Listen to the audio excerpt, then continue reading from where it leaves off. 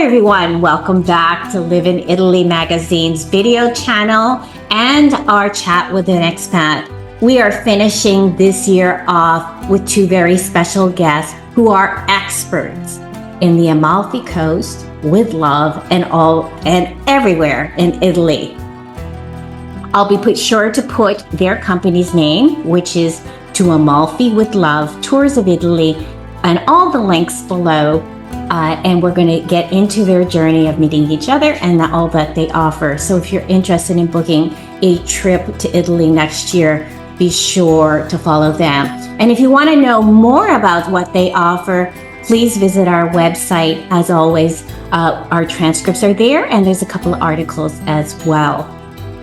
My name is Lisa Morales, and I am the editor of Live in Italy magazine, a travel and lifestyle publication dedicated to all things Italy. So welcome, Isidoro and Monica. Thank you. Grazie. See you again, and excited to know about all the things, all the changes since our original conversation have come about. But I think for our watchers, readers, and now our listeners on our podcast, it's important to go back in history and then find out more about where you're from. So who wants to go first? You go first. I'll go first. Okay. So I'm Monica Kennedy, because I'm married to Isidoro, but in Italy, the women don't take their husbands' last names.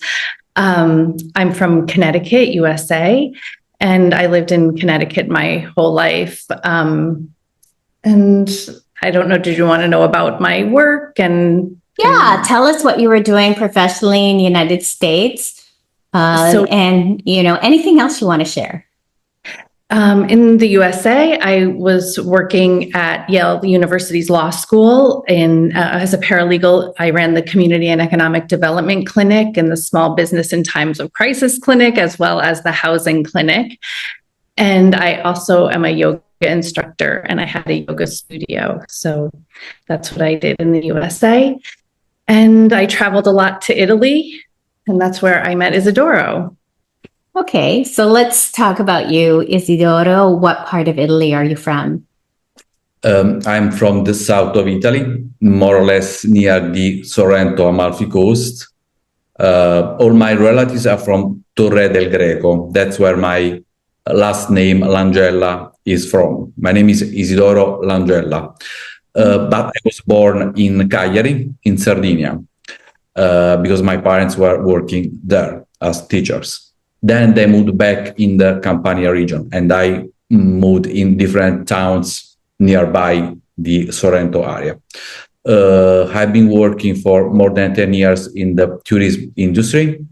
I took a degree in cultural heritage, and I am an official licensed tour guide that we say accompagnatore turistico. So it's a tour guide authorized to take people and explain outside the main sites, outside the museums.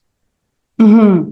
And that's very important for people to know about the designation. Maybe when we get more into your company, you can talk about that, because we want to make sure that if we are taking a tour, it's by somebody who is licensed properly, right? Yes. Okay, so before we get into that, though, one thing that always strikes me when I visit and revisit, the To Amalfi with Love, Tours of Italy website is the foundation of your mission together is based on exactly what's in your name, love. So everybody loves a love story. So why don't you let us know how you met? We met on the Amalfi Coast, which is where the name of the business came from. Isidoro was my tour guide. And so it wasn't love at first sight, although that would be so exciting if it was. But he showed me and gave a day tour of the Sorrento and Amalfi coasts. And then I went back home, and a few years later, a friend of mine had a daughter who was doing a study abroad, and she wanted to tour the Amalfi Coast area. And I said, oh, I know someone who would be so wonderful. And so I got in touch with him to do a tour for her. And he set everything up, and she ended up going with her school. And so I felt terrible. And then he and I struck up a conversation, and I have a degree in fine art. Isidoro has his background in cultural heritage. Found many things. Yeah, we found a lot in common. At the same wavelength, how you say in English. That's so nice. In fact, one of a movie that I had seen way back in university in the USA, an Italian love story. You can say the name of it.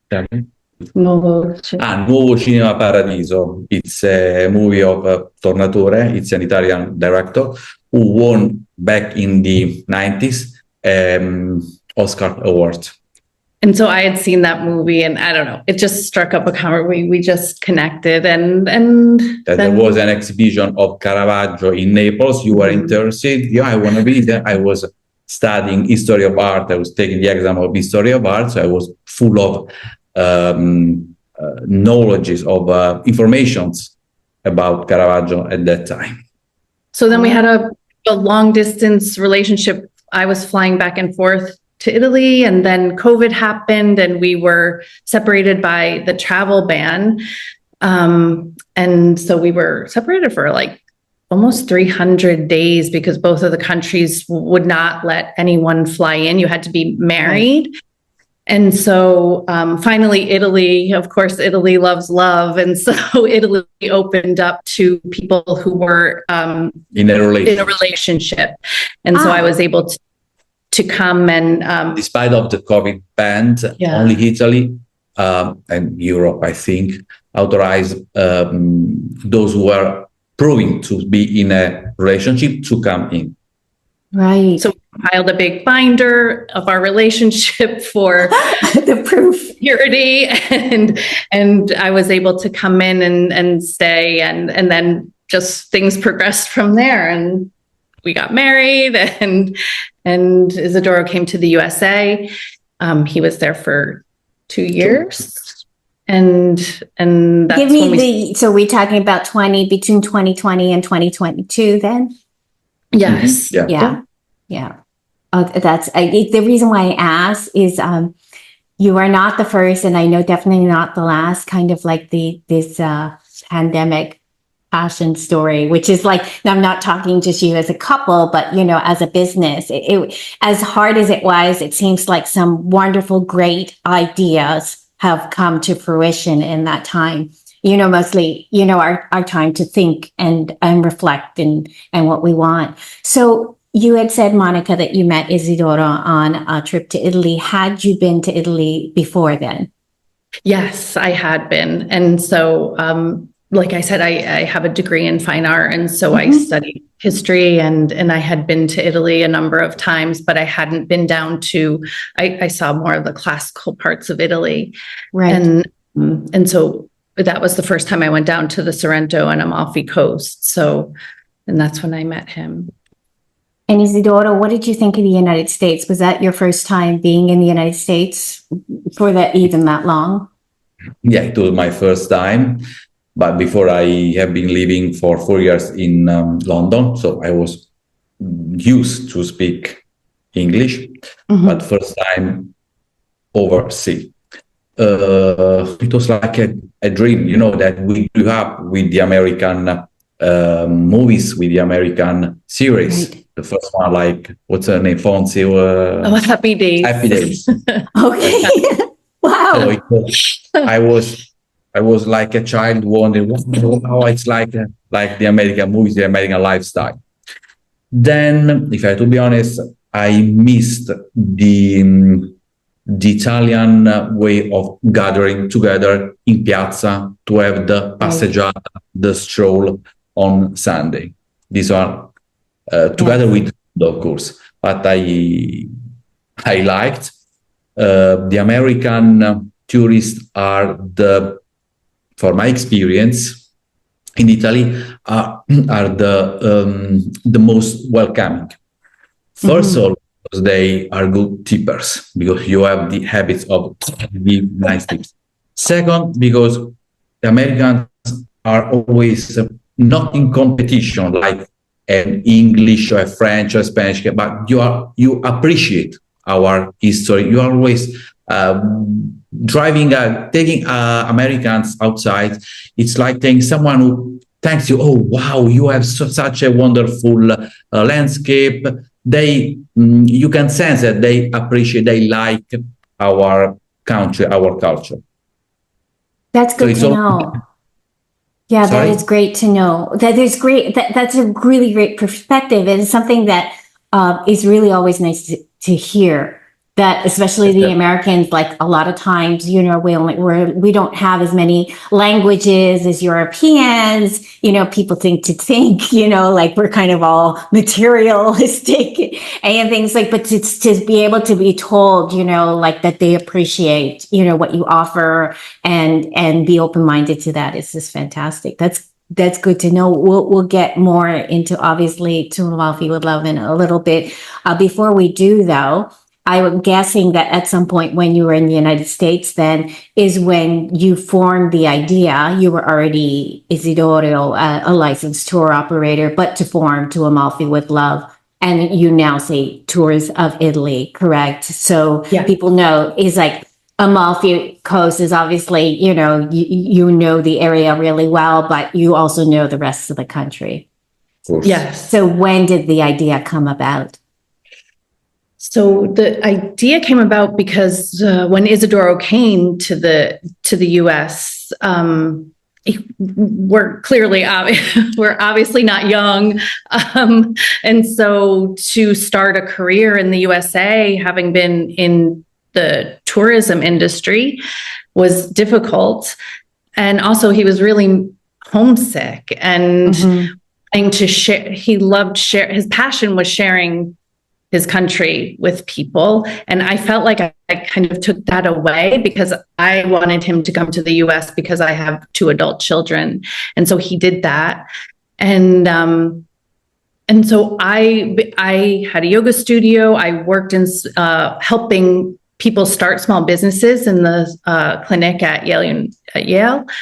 And so I was able to do it. I said, why don't we start a business and you can bring people and still share and still remain in, the industry that he's. If I have to interrupt you, sorry, I always cherished the idea of being a tour. It was my dream.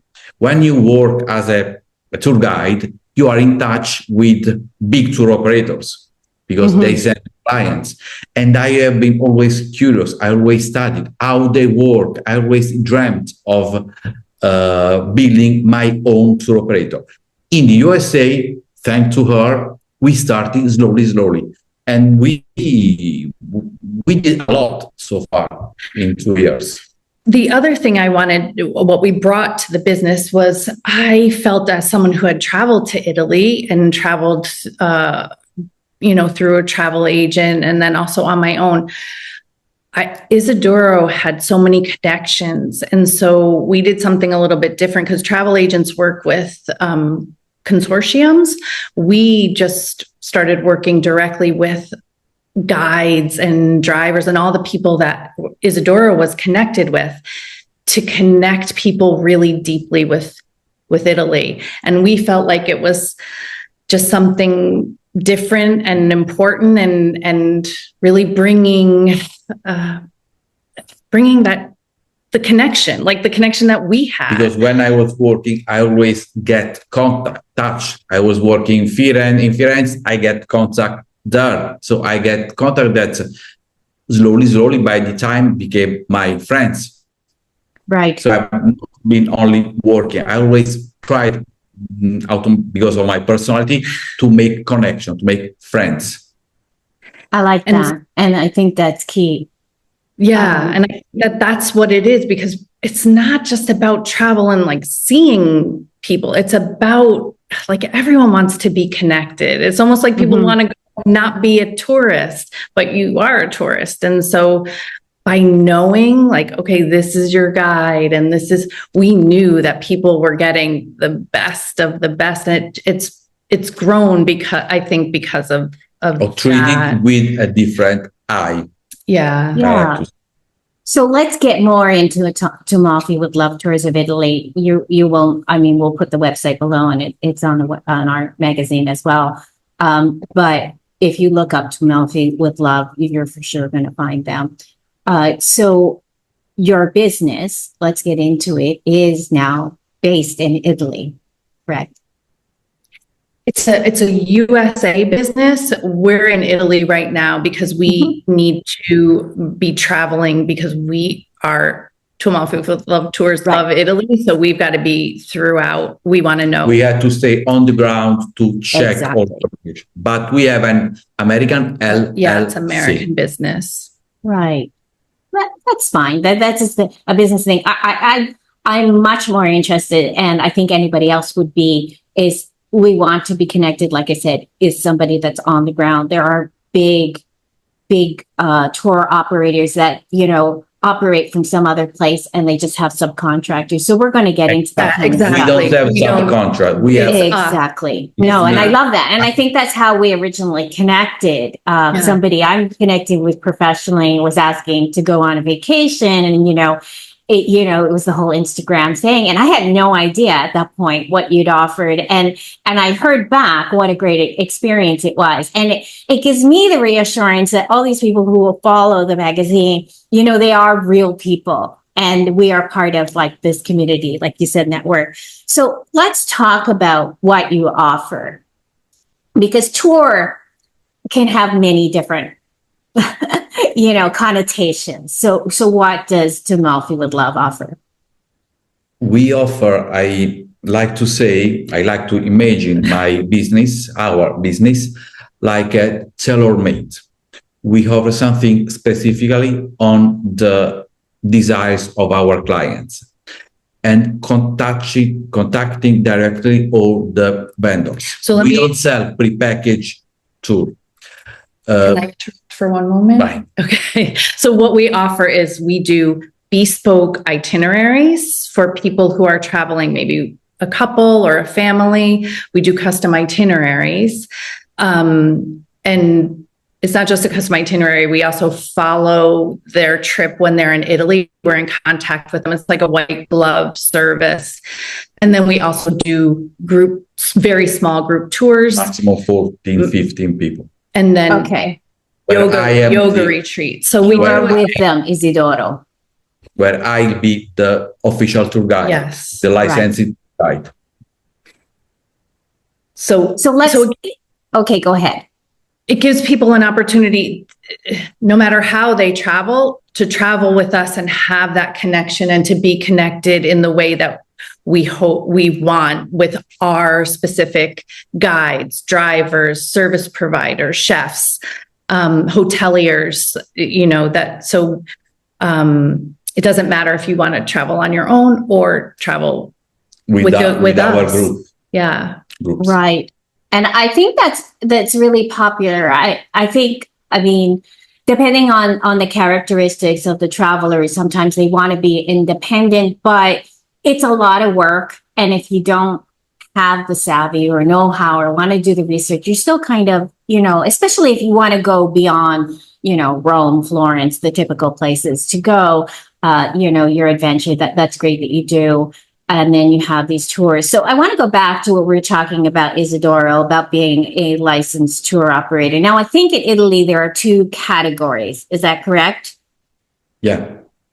So can you explain that to us briefly? Because I want people to know, because that's another thing too, especially if you're going into Rome and you're outside of the Colosseum, there are just hundreds of people offering you something just when you walk up. So I think it's really important for people to know about the license designations. If you don't mind, please share that. Of course not. So in Italy, in Europe, we have 2 kinds of tour guides. The official guides that we call accompagnatori turistici, tour guides, they are allowed to take the people outside in group and give explanation outside. Versus there are the official guides authorized to take the people inside the ruins of Pompeii, for example, Ercolano, or inside the museums. And these are more specific. They are more they go more deeply in the history of the different towns, because someone who lives in Florence knows things that someone from neighborhood from Rome doesn't know. But now there is a new law that will authorize even official guides from Europe to work in Italy. Because of the European Union, Right. we can exchange the job. Right. So we can work. I can work in theory, even though I have to study their deeply their history, their art. I could work in France, for example, even though I don't know French. I don't speak French language. I speak Spanish. Mm-hmm. But there is these two differences between the tour guides authorized to work outside the main cultural museums sites, and the one who are authorized to work inside the main museums, Uffizi, Vaticani, Musei Vaticani, ruins of Pompei, Herculano, or whatever. And Right. Go ahead, Monica. That's something that we do in our business, because we're making sure we're connecting people with the licensed guide who is taking them into the sites for private tours versus things that you can find online that are not really well explained, and you might think you're getting this private tour, but you're getting someone who's sort of taking you on an external cursory visit to, say the Colosseum. It's two different things. So there's a lot to be aware of in travel. Usually the official guides, they have a higher education. Mm-hmm. They have PhD in history of art, of architecture.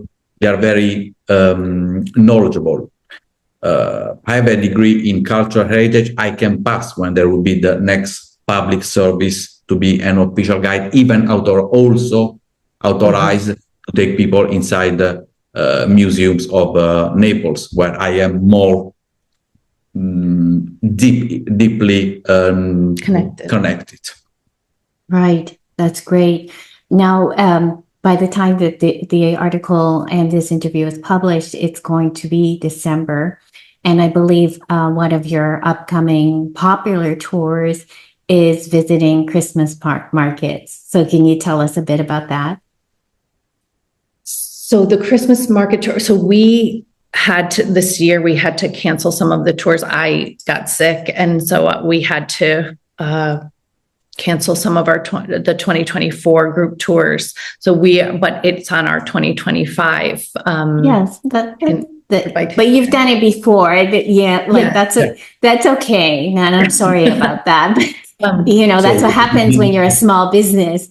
Exactly. But like, if you were offering it, just because it is December, tell us, what could a traveler expect?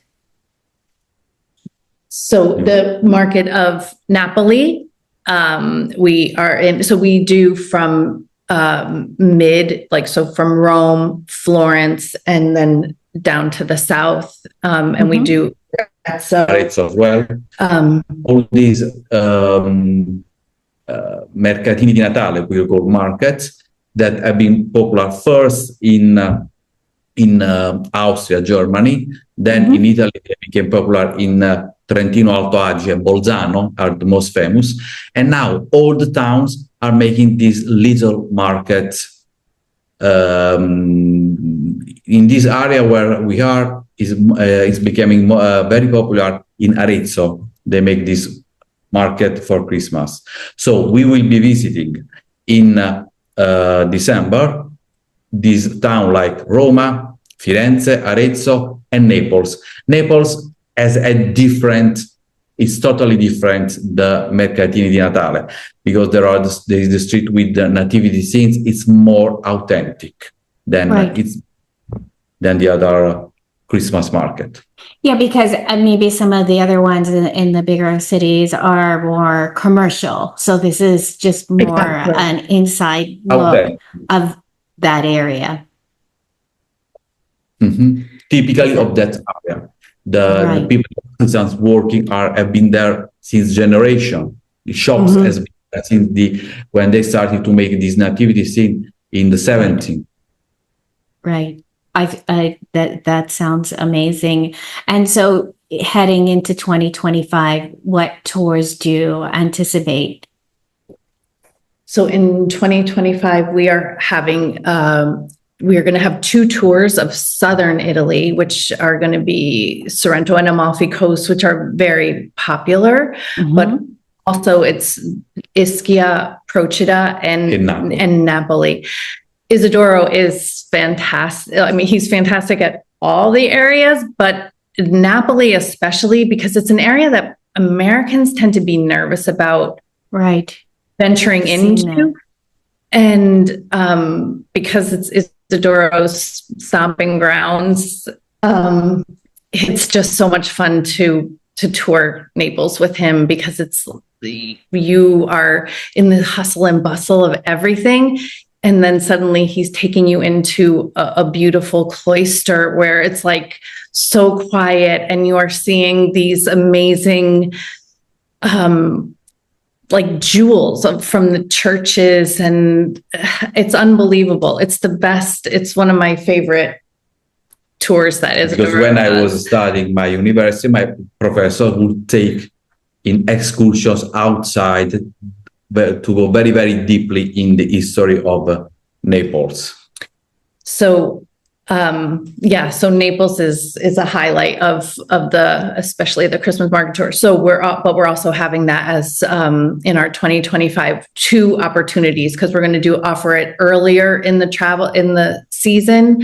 So in June, and then also one in September. We try to set to these tours when the weather is fine, when people can explore, enjoy a boat day on the Sorrento Amalfi Coast or in Ischia. Right. Yes, and that's something which I think a lot of people should consider. Obviously, older travelers, traveling in shoulder season is just so much easier. But our youngest son, who's actually 24, he's not that young anymore, was in the Amalfi Coast in, I think was it January or February? So it's not the perfect kind of weather, but because it's cooler, but they took one of your connections, took the tour across, and he was saying how wonderful it was because they got to see so much. They didn't feel rushed, things like that. So definitely. So what would you define as shoulder season, basically, especially the Amalfi Coast or any of the busy areas that you may be offering experiences? So the shoulder season was always like, I felt like moving into end of September, October time. I feel like it's changing. It's getting it's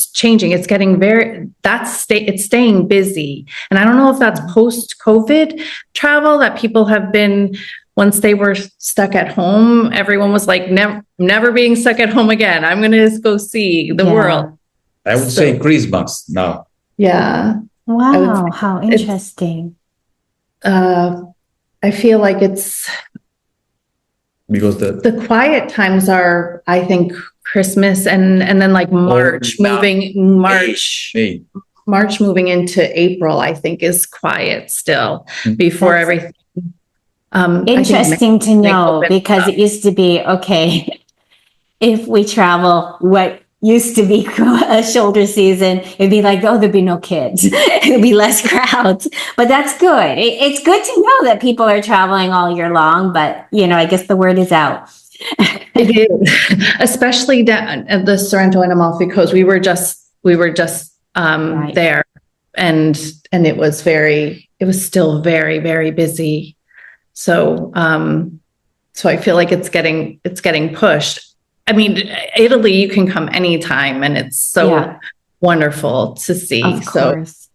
But It's more quiet in March, and then I think it's also more quiet around Christmas time. I think when we do people's trips at Christmas time into New Year's, that's a fantastic time to come. That's great and good to know, and a beautiful time to go. We were in Italy over Christmas. Of course, I didn't have anybody guiding me through the way, but we found out the hard way that everything closes down about noon. So because we were in Airbnb, we had to make sure, like my daughter and I, we were up at the market, at 6:30 in the morning. Just getting food on the 24th. And that's it. It's like you become part of, like you said, the community, and you have to respect that, but obviously having the guidance and expertise of somebody like you, it would be great because you could help them navigate around those things to make sure that they have whatever they need and book their tours or whatever experiences at the appropriate time. So one more option that I saw on your website and that we had talked about before, because as we get into the new year, it's really important for me we've always been specialized in authentic travel, but I'm also thinking about more like wellness. So I know that you are a certified yoga instructor, and this is something that this is your passion, Monica, that you wanted to help it reach fruition. So tell us about the yoga retreats. So yes, I've been a yoga teacher before yoga was cool or Instagrammable. I have my certification in Iyengar and Vinyasa yoga, which are two different schools of yoga. And I studied deeply yoga anatomy as well. And so yoga is my passion and Italy is my passion. So to bring them both together is fantastic. So I'm going to be offering two yoga retreats. Again, just like we're doing with the Southern Italy tour, one toward the beginning of the season and then one later on. I don't want to say the locations because we're working that out. But one is an area that's not highly traveled, and we want to bring a nice small group of people and take them into like a really authentic off the beat path. That's great. Well, we can't wait to know. So keep us informed. But what if you could say generally, what you're saying is probably some wonderful scenic location with fresh air very and scenic. Perfect ambiance. And exactly. All the food and fittings to associate with that wellness experience. Exactly. Right? Yes. And like the slow pace. And that right. I feel like that's also helps with sustainability with travel, is traveling, keeping people at a slower pace so that, because that's important to us as well. Right. Sustainable tourism. Again, exactly. Yeah, thank you for leading me into the next question. So that's what I want to talk about, because it is a buzzword, with the Venice visitors fee and all this, and sustainable tourism and what we're seeing in Spain and everything like this. But the thing is despite all the news and hype, one thing that I love about Italy is really sustainable has just always been there. It's just that I feel like we're getting that reminder again. So what is sustainable travel to the two of you? What does that mean? First of all, small group tour. Instead of the group of 40, 50, 60. It's more sustainable. Then hiring hiring company with new brand van. So that they don't, how would you say that they don't pollute. Right. I think, like I said, the slower pace is important so that you're not just consuming energy, getting from one place to the next. Something also that's really important to us is with the Airbnbs, and I don't want to, we know people who have been pushed out of their apartments that they were not like local people who didn't get their contract renewed. And so being careful about working with Airbnbs. Companies that are not taking over areas where local people need to live and have their families. Because of this phenomenon of the over-tourism that now many of these locations are suffering, it's connected with the phenomenon of the gentrification. So many of these places, of this Sorrento, Amalfi Coast, Florence, are becoming only a place for tourists. So no authentic places. Versus we try to offer locations authentic, where there are locals. Right. It's expensive and more authentic. This is our goal. Yes, of course, you have to visit. We have to offer this famous destination. But afterwards, even in our itinerary, where we go in Ischia, Procida, these are locations not so overcrowded, that are not suffering with over-tourism like the Sorrento Amalfi Coast, and more authentic. So trying to find that balance, which I think so many people in the travel industry are trying to, that's not something that's unique to us. I think lots of people are very careful about, because they love the areas that they're taking people to, right. So they want people trying to be respectful of preserving the authenticity and hopefully caring for the local people that make it so in Italy, special. There are locations beautiful, like the Amalfi Coast. It's the place where we are thinking to do our yoga retreat, but not so famous. Right. I said that in Italy there are places like the Amalfi Coast, Sorry, I misunderstood. Right. beautiful like the Amalfi Coast, but not so famous abroad, so authentic. Right. No, you've brought up some great points, and here again is I feel the advantage of having somebody who's on the ground, because for sure your interest is your own territory, supporting those small businesses and things like that. Because travel for us, obviously anybody's traveling. It depends. You can go with all budgets, but no matter what, you're investing in that country because you're getting a benefit back, which is being enriched through the culture and the experience, right? So exactly. I think, though, it will be said is like one thing I feel that, I just talked about with somebody else is that I feel that Instagram and TikTok has both enhanced greatly and also hurt travel. So there may be, although our demographic of watchers and readers is generally a little bit older, not so much necessarily retirement age, but, not kids in their 20s. But there might be the occasional person who's young who says, okay, I'm going to Italy and I've seen Positano. I must go there, but I don't mind to go to other places. What would you say to somebody like that? Personally, I'm trying to offer a different experience in Positano. I don't know if I can give my secrets. Okay. You can be honest, because that's how we learn. And we're not saying not go, but of course your opinion is great.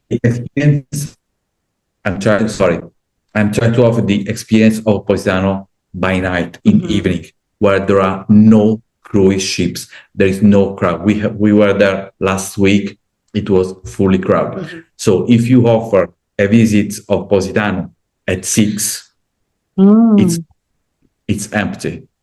That's what we've done with a number of our clients this tour season. We've had them go in the evening, so it's still light out, it's still beautiful, but the crowds have dissipated, and so they can get a little bit more of that authentic they can experience. walk, they can see, they can experience. Versus Because being during the day between 9 and 4, 5, it's fully packed of tourists, especially when there are cruise ships in April. 4, 5 cruise ships of the average of 5,000, they invade.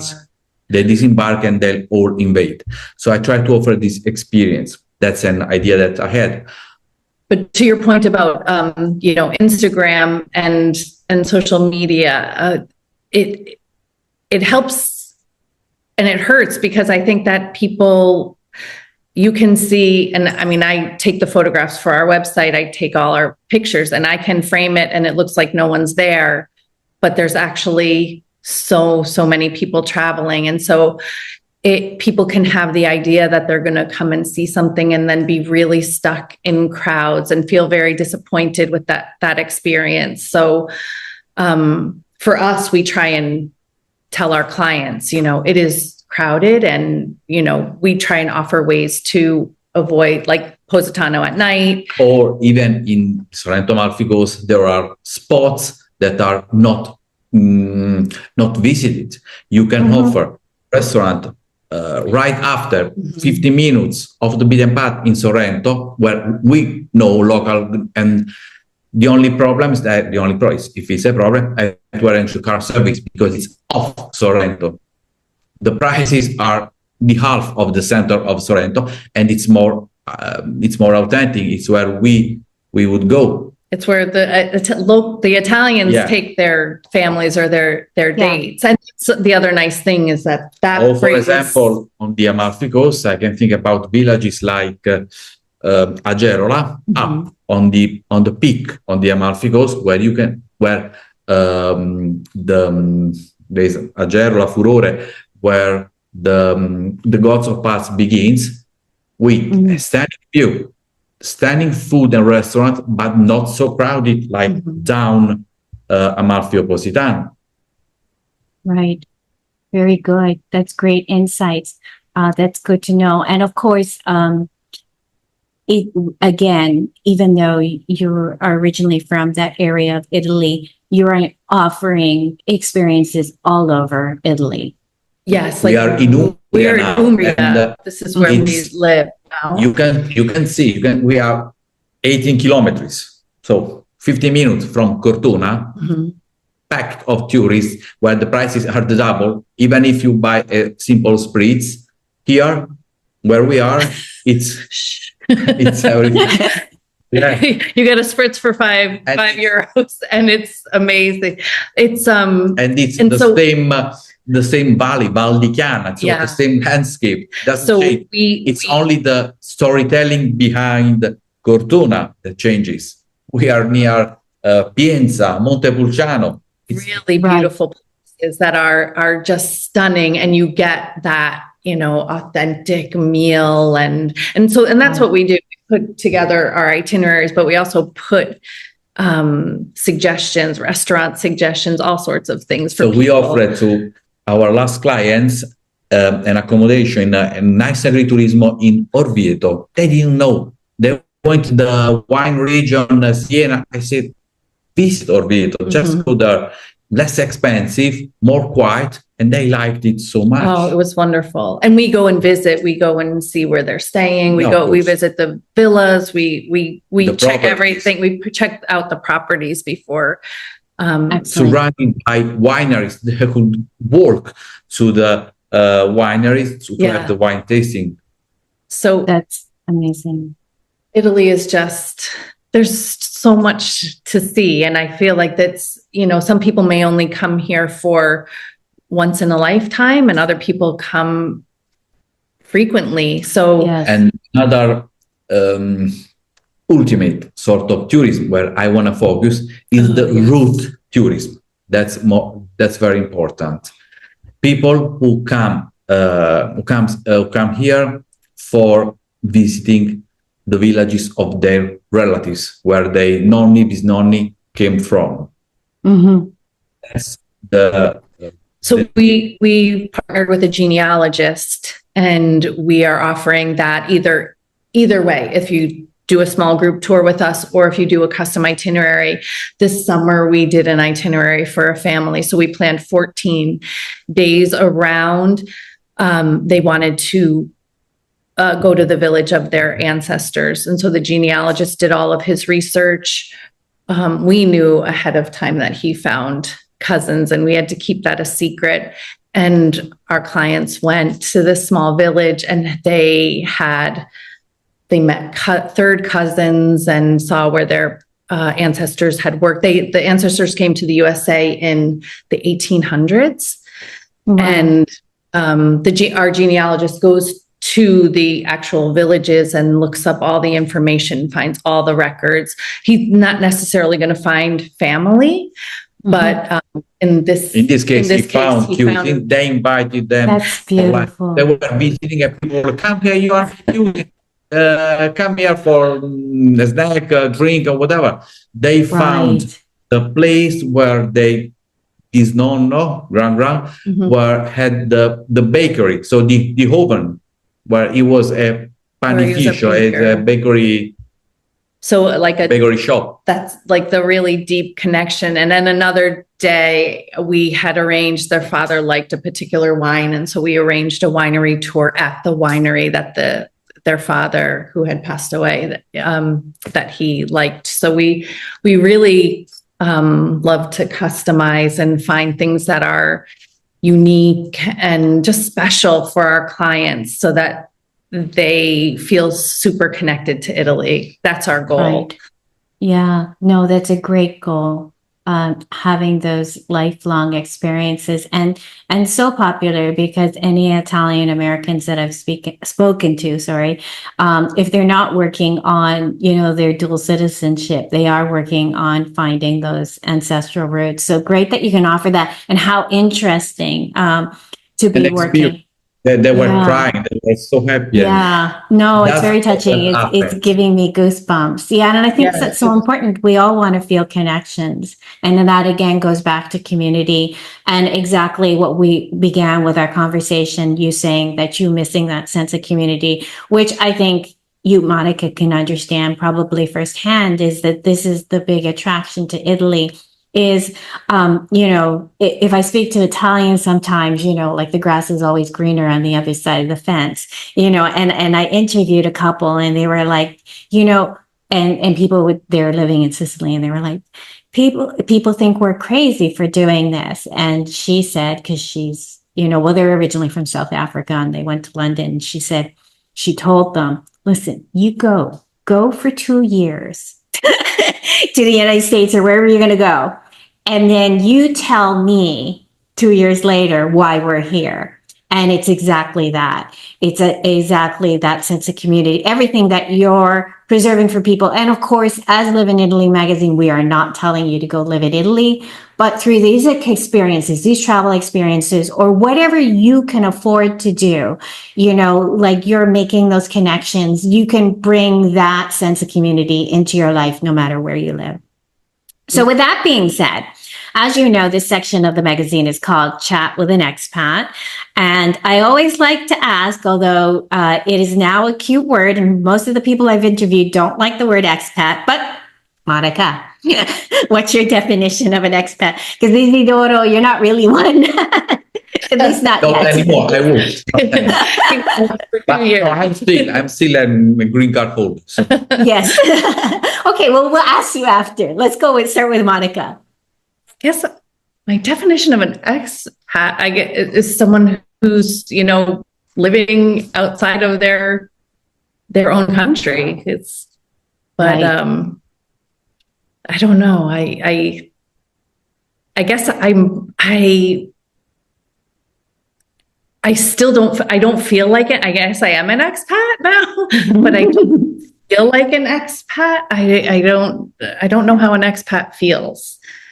So, okay, well then let's go into the next question I usually ask. Okay, so as a foreigner living in Italy, and I think the most beautiful answer I've ever received is citizen of the world, because we are an accumulation of all of our experiences, and that makes us. But you expand your horizon. Exactly. So let me ask you this: besides friends and family, when you are in Italy, and you can both answer this because you lived in the United States, Isidoro, what do you miss about your home country? You So for Monica, obviously the United States, Connecticut. honest. So the one thing I say that Isidoro all the time about what I miss about the USA, I mean, my children, I miss them so much. But technology keeps everyone connected. What I miss about I think Americans have a silliness about them, like a lightness that Italians don't have. Italians tend to be more serious. They're people well dressed, food, everything is, and so warm and loving and all of that. So, but Americans have I don't know, just a silliness and easiness about them, an ease, I guess, that I miss a lot. Like just having some easy banter, being silly, or putting on music and singing and dancing, I don't see it here. So that's something I actually noticed that in our very first conversation, because I feel that you and I are the same that way.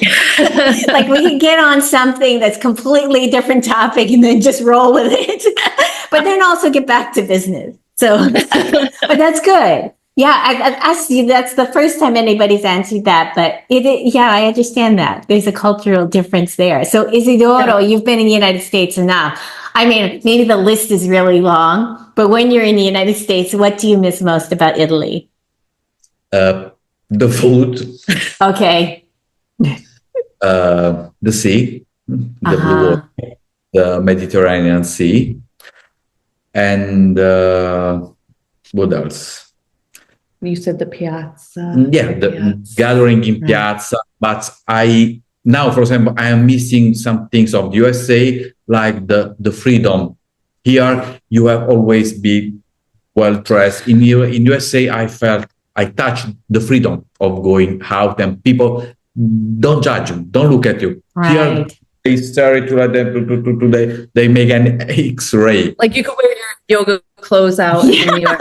That's not stereotype. I know. That you don't. It is a sense of freedom. That's all freedom that I touched and I experienced it personally in the USA. And I say to Isidoro all the time, I wish we could, because it's like we have the best of both worlds. Like the USA and I feel like they're the most amazing countries. And so for us, it's hard because we each have family and friends in each place, and we love things about both. I wish we could just marry them together and it would be like the absolute perfect combination.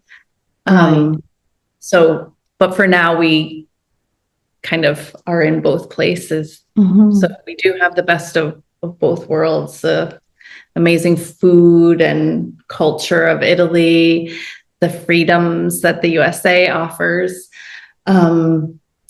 Like having a business in the US, it's a lot easier to start a business and run bureaucracy. Is right. There's a lot of in Italy. I don't know. But it's for me, I think everyone should go and live in another country. I think it makes you more compassionate, more understanding of other people, of other people's experiences. There's nothing harder than someone staring at you and you're trying to talk to them and they don't know what you're saying, even though you're giving it your best, like for me in Italian, I miss just my Connecticut accent crucifies the language. And so people don't know what I'm saying, even though I'm trying really hard. And I feel like those are the things that make people more kind, more patient, more understanding. If you just travel, if you travel or can live, it just opens up. It's the connection, it's the humanness of all of it. And I think that that's really what our life is all about: is connecting and learning and being good to one another. Wow. That's a great note to end on: community and connections. That was amazing. Thank you for your time. So let us know. And of course, all of that's going to be on the website and beyond in the comments below. How do we find you? Well, you find us on our website at toamalfiwithlovetours.com. Instagram, we're To Amalfi with Love. Facebook, we're To Amalfi with Love Tours of Italy. And we're not on TikTok or anything. We've got to start expanding. We're a little bit camera shy, so we're Yeah, that's a whole beast in itself. So that's okay. I hear those are you. the three main places. You can email. I'm Monica at toamalfiwithlovetours.com or Isidoro at toamalfiwithlovetours.com. Yeah, I would just remember that love part when you're looking up Amalfi, because this is obviously a story based out of love. So To Amalfi with Love. And you'll find Monica and Isidoro there and a wealth of information. So, and I enjoy watching your Instagram as well. Some stunning images that Monica and content that she provides. So thank you. So we are Live in Italy magazine. The website is www.liveinItalyMag.com. On social media at Live in Italy Mag. And please, I always say, and that's not just us, but also Monica and Isidoro, every like, subscribe, comment, all those things count. Please do that. It helps us grow, helps build this community and connections that we've been talking about today. And that's free. Okay, so with that being said, I look forward to seeing you in person very soon when we get over there. Obviously, that part of Italy I have not seen except in pictures. So I would love to experience that with you guys. It's beautiful. So thank you so much, Lisa. Thank you. Alla prossima. Alla prossima. Brava. And if you're watching this in December, buon Natale. Okay. Sì, buon Natale. Merry Christmas. Buon Natale, everybody. Grazie. Bye.